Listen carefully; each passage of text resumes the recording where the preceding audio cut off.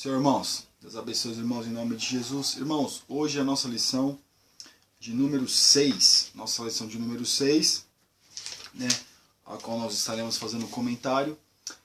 E o seu título é A Evangelização dos Grupos Desafiadores, irmãos. Grupos onde nós vamos ver no decorrer da lição situações difíceis ao qual tem que enfrentar, pessoas, né, meus irmãos, que nós vemos numa dificuldade ao qual tem que evangelizar. Mas o que nós vemos aqui, o autor da revista, o comentarista, ele vai estar dando algumas diretrizes acerca de como nós devemos fazer isso e como nós devemos nos portar diante disso e o que o Deus acha, né, quando nós fazemos isso e qual é, né, aquilo que Deus coloca no nosso coração nos incentiva a podermos fazer isso. Então, no nosso textuário diz assim: e o que vem a mim, de maneira nenhuma o lançarei fora. Então Deus não lança ninguém fora aquele que vem a Ele. Mas mesmo assim Ele dá oportunidade para que todos venham alcançar o arrependimento, venham estar na presença de Deus, venham buscá-lo. E aqui na verdade prática, falar de Cristo às prostitutas, criminosos e viciados também faz parte da missão evangelizadora da igreja. Ou seja, muitas das vezes a igreja escolhe um grupo seleto, ao qual ela vai evangelizar, ao qual ela vai falar, e não chega até essas pessoas que carecem, que precisam, porque acha que vai ter uma resistência acerca do evangelho. Mas o que nós vemos, meus irmãos, é que Jesus ele veio para que todos nós venhamos a ter vida, e vida com abundância, claro, na presença dele, buscando a ele, né, e procurando fazer a vontade dele. E nossa leitura bíblica em classe, que está em Lucas, capítulo 7, do versículo 36 ao 50, é aquela famosa passagem, meus irmãos, onde os fariseus ficam escandalizados de Jesus recebendo uma prostituta, né? Que aqui as pessoas, algumas traduções falam prostituta, outras não, mas que nós vemos era uma mulher pecadora, que ao interpretar alguns dizem que era uma prostituta. Então aqui no versículo 36 diz assim: e rogou-lhe um dos fariseus que comesse com ele. E entrando em casa do fariseu, assentou-se à mesa. E eis que uma mulher da cidade, uma pecadora, sabendo que ele estava à mesa em casa do fariseu, levou um vaso de alabastro com unguento. E estando por detrás aos seus pés, chorando, começou a regar-lhes os pés com lágrimas, e enxugava-lhes com os cabelos da sua cabeça, e beijava-lhe os pés e ungia-lhes com unguento. Quando isso viu o fariseu que o tinha convidado, falava consigo dizendo: se este fora profeta, bem saberia quem e qual é a mulher que lhe tocou, pois é uma pecadora. E respondendo Jesus, disse-lhe: Simão, uma coisa tenho a dizer-te. E ele disse: dize-a, mestre. Um certo credor tinha 2 devedores, um devia-lhe 500 dinheiros e o outro 50. E não tendo eles com que pagar, perdoou-lhes a ambos. Dize, pois, qual deles o amará mais? Simão respondeu: disse, tenho para mim que aquele a quem mais perdoou. E ele disse: julgaste bem. E voltando-se para a mulher, disse a Simão: vês tu esta mulher? Entrei em tua casa e não me deste água para os pés, mas esta regou-me os pés com lágrimas e me enxugou com os seus cabelos. Não me deste ósculo, mas esta, desde que entrou, não tem cessado de beijar os pés. Não me ungiste a cabeça com óleo, mas esta ungiu-me os pés com unguento.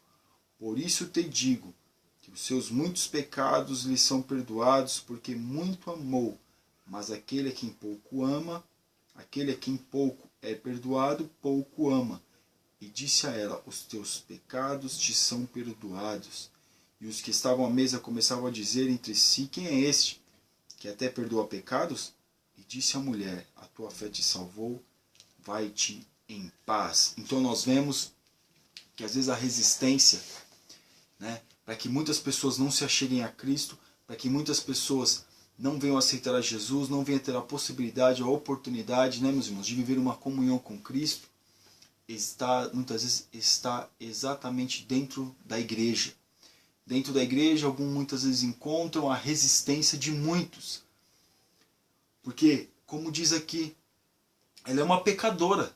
Então eles se julgavam o quê? Não pecadores.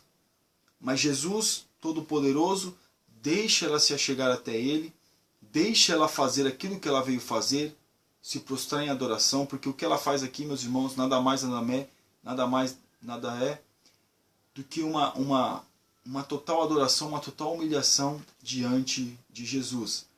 Então aqui nós vemos, meus irmãos, né, uma forma clara de adorar a Cristo, porque ela traz aquele unguento, unge os pés de Jesus, enxuga com os seus cabelos, alguns até querem dar nomes a ela, só que aqui eu vou deixar só como uma mulher pecadora.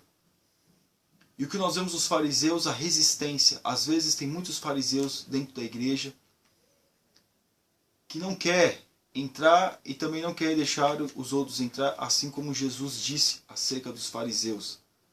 Então nós vemos aqui essa mulher com tudo isso. Jesus deixa e ainda perdoa os pecados dela. E quando ele perdoa, aí eles se escandalizam. Eles não fizeram nada por ela, mas aquele que estava disposto a fazer, Jesus estava disposto a fazer algo por ela. O que eles fazem? Eles rejeitam e eles até falam: quem é esse que até perdoa pecados? Então aqui, meus irmãos, na introdução, a igreja do século XXI tem um grande trabalho pela frente: evangelizar os grupos desafiadores, dentre os quais destacamos as prostitutas, os homossexuais, os criminosos e os viciados. Tais pessoas não podem ser ignoradas em nossas ações evangelísticas. Então aqui ele coloca como se um desafio para nós romper esta barreira e que Deus através de nós possa alcançar essas pessoas, dando total oportunidade ao arrependimento e morar no céu. Então aqui o comentarista começa e ele destaca alguns desafios que o crente pode enfrentar ou que o crente pode colocar para poder fazer, né, esse enfrentamento. Ele coloca as prostitutas, os homossexuais, os criminosos e os viciados. Ou seja, uma parcela pequena da sociedade ao qual muitos não conseguem chegar, muitas vezes até a assistência social não consegue chegar até essas pessoas. Faz algo por essas pessoas e essas pessoas acabam não cumprindo, né, com aquilo que muitas vezes as assistências sociais, ou seja, o governo ou o Estado, quer fazer por elas. Começam um bom trabalho, mas depois deixam. Mas o que nós vemos aqui, meus irmãos, é trazer o Evangelho para essas pessoas. O Ministério do Belém ele tem um trabalho muito bonito acerca da capelania em hospitais, capelania em presídios e outras capelanias também, que eu achei que fosse só 2, mas existem várias capelanias. O interessante, meus irmãos, é que se muitas vezes nós não temos a coragem para ir nesses lugares, pelo menos que nós oremos e intercedemos por esses que têm essa coragem para que venham ficar cada vez mais corajosos e porventura Deus também toque no nosso coração para podermos fazer este trabalho. Então aqui, no tópico 1, Jesus anuncia o Evangelho da inclusão. Irmãos, quando nós vemos esse texto aqui, eu não vou ler essa parte, mas quando nós vemos esse texto aqui, nós vemos Jesus dando uma total oportunidade para essa mulher. Jesus não é o Evangelho, Jesus não veio trazer o Evangelho que exclui, como os judeus fazem. Excluíam os gentios, né? Quando o apóstolo Paulo começa a pregar, ele faz essa inclusão. Mas o Evangelho de Jesus é inclusão. É trazer essas pessoas que muitas das vezes não creem, ou que muitas das vezes não acreditam, fazer com que elas acreditem, e aquelas pessoas que não têm a oportunidade de estar nessa comunhão, fazer com que elas tenham e colocar elas dentro da comunhão da igreja. Não comunhão que eu digo de participar da ceia do Senhor, não, comunhão com os irmãos, poder conversar com os irmãos, poder você chegar até o pastor, conversar, um irmão aqui, o outro irmão ali, pegar uma amizade, pegar, né, uma confiança, estar ali no ciclo de amizade dela, as pessoas da igreja. Isso nós temos que incluir dentro da igreja. E quando essas pessoas vierem para a igreja, se converterem, né, aceitarem Jesus, fazer com que elas venham se sentir bem. E é isso que nós temos que fazer. Então aqui na parte 2, a reação da mulher e a excluída. Aquela pecadora não restava outra coisa senão chorar e adorar Jesus com seu unguento e lágrimas. Ou seja, irmãos, como nós falamos no começo, ela trouxe tudo que ela tinha e colocou diante de Jesus. E alguém vai dizer, mas Que merecimento que ela tinha? Ela pecou tanto.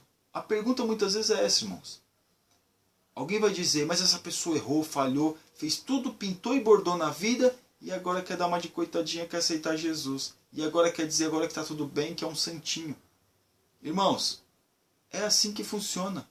Se a pessoa pecou, errou e ela está disposta ao arrependimento, Jesus está disposto a aceitar aquilo que ela tem para entregar diante dele.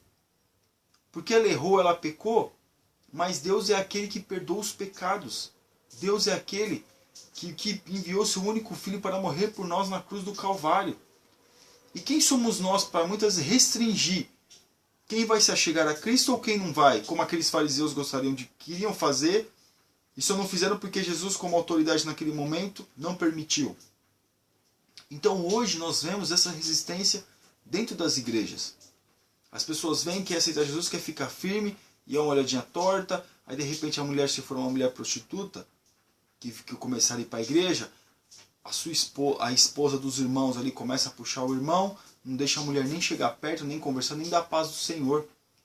Ou seja, discriminação dentro da igreja. Aí você vai perguntar, mas irmão, existe isso? Claro que existe. Claro que existe, irmãos, mas o nosso evangelho tem que ser inclusão.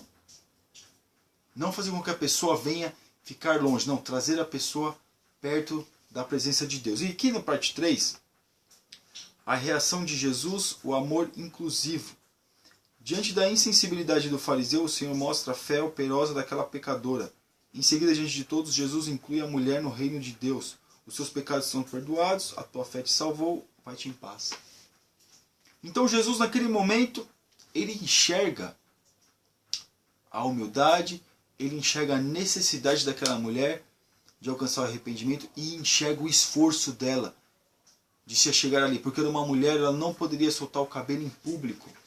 Principalmente quando existia todos os homens. Ela não podia nem se chegar perto de homens. Só tinha ela de mulher naquele lugar.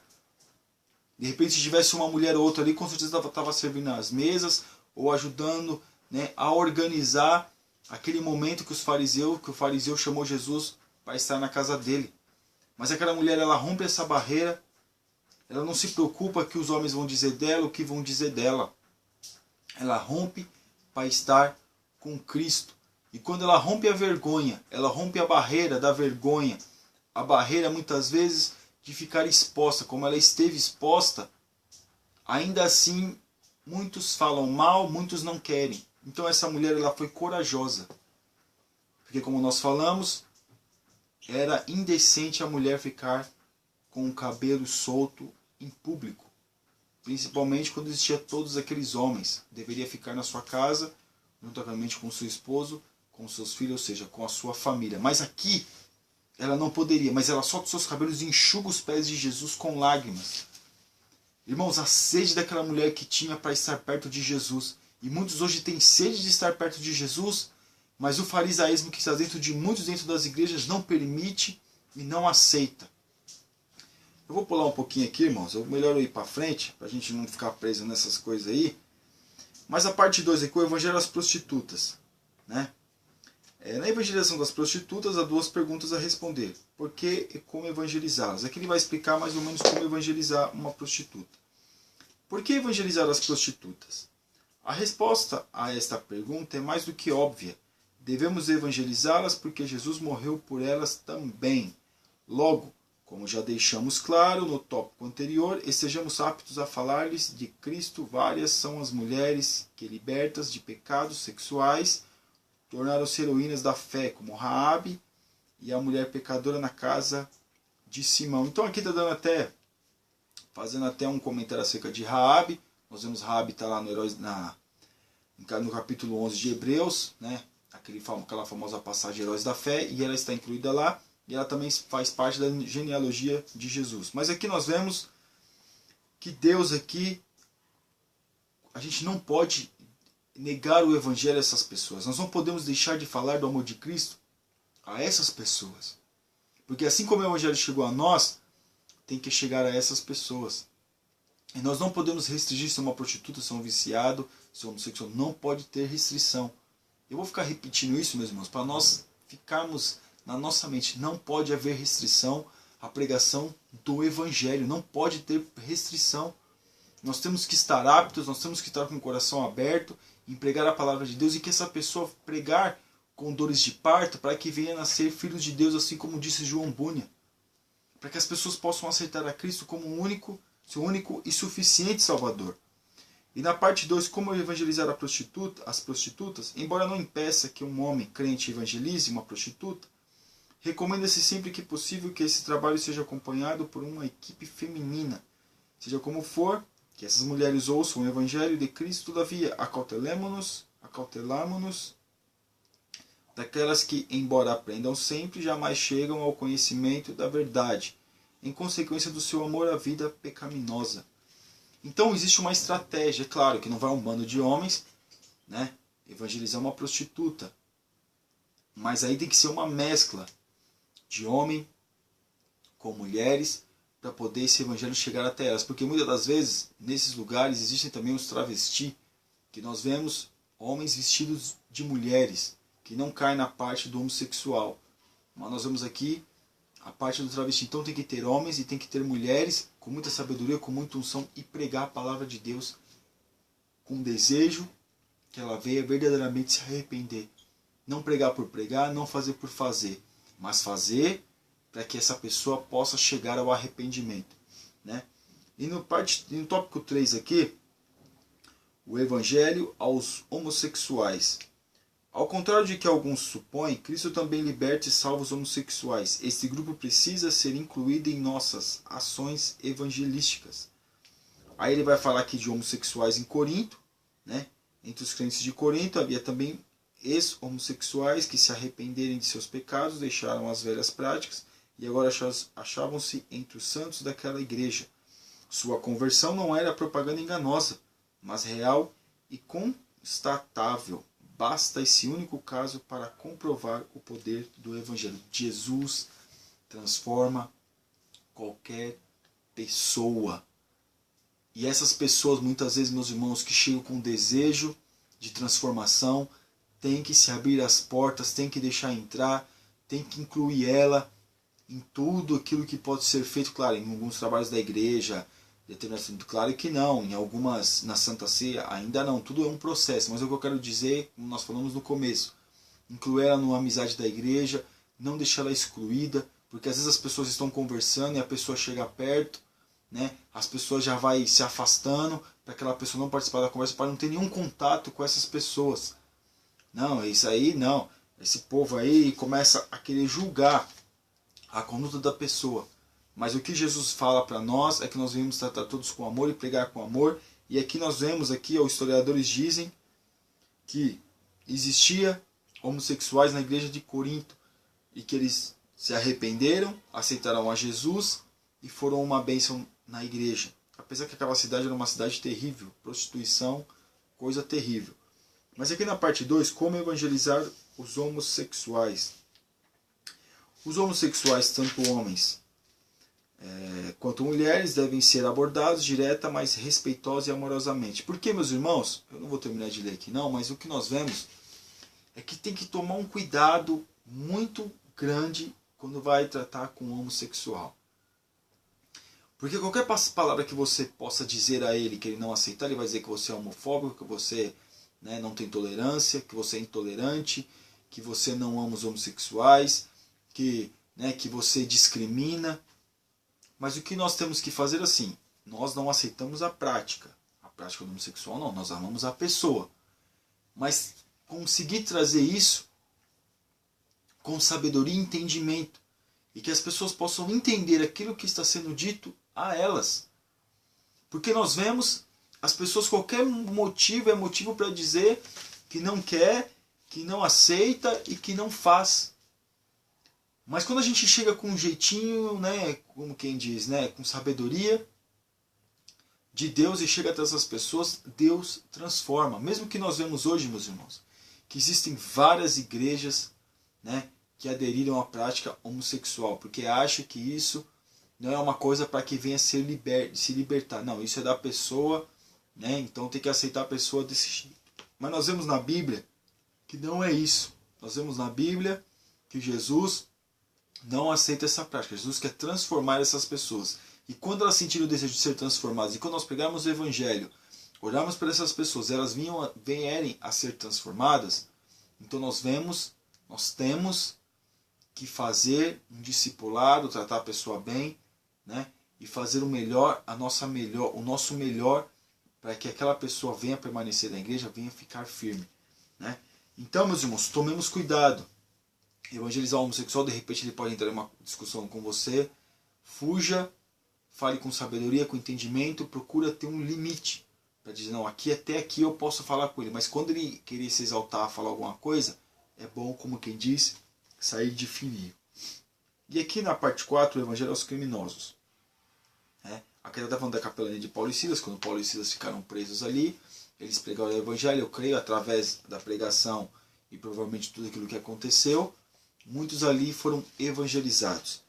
Então, quando nós vemos às vezes o Evangelho para criminosos, nós vemos, meus irmãos, que muitos criminosos, dói um pouco dizer isso, mas muitos deles são filhos de crente. Você vai ver, se você for numa penitenciária, você vai ver qual é o nome dos homens. Eu vou chamar meninos, mas dos homens. Abraão, Isaac, aí você vai ver Samuel. Você vai ver um monte de nome bíblico. Enoque, Elias, né? Mateus, Felipe, Lucas, João. Nós vamos Paulo, nós vamos ver vários nomes bíblicos, meus irmãos, vários, porque na sua grande maioria é filhos de crente que nasceram na igreja e que estão hoje no mundo do crime. Eu conheço, meus irmãos, infelizmente, eu conheço muitos que cresceram na igreja, era uma bênção, até cantavam em cima do púlpito da igreja, o fogo descia. 2 irmãos, uma família muito abençoada. Hoje, infelizmente, estão no mundo do crime. E quando às vezes nós vamos trazer o Evangelho para essas pessoas, há uma resistência. Né? Há uma resistência e ela sempre fala, um dia eu vou, um dia eu volto, mas esse dia parece que nunca chega. Então, é interessante, né, nós falarmos do amor de Cristo e trazer à memória daquela pessoa como era bom aquilo quando ela fazia na igreja. Mas ela vai dizer, mas eu era criança, hoje eu estou um homem. Mas você não era mais abençoado antes? Olha quanto tempo você perdeu, mas ainda dá tempo de você se redimir com Cristo. Na parte 2 aqui, a capelania da igreja atual. Num país como o Brasil, há um vasto campo no âmbito da capelania carcerária. A igreja deve se esforçar para evangelizar os presídios e os menores que estão sofrendo medidas socioeducativas, ou seja, se esforçar para pregar o Evangelho para todas essas pessoas e que o Senhor Jesus possa salvá-las e que o Senhor Jesus possa fazer maravilhas no meio delas. Então aqui também o Evangelho aos viciados, eu estou correndo um pouco aqui, o Evangelho aos viciados tem que trazer o Evangelho para que no momento que essa pessoa possa estar sóbria, possa estar sabendo acerca dos seus atos. Então nós vemos que Jesus ele não restringe o Evangelho a ninguém. Nós sabemos que o crack ele está acabando com as famílias. Ele está acabando com muitas famílias, com muitos rapazes crentes.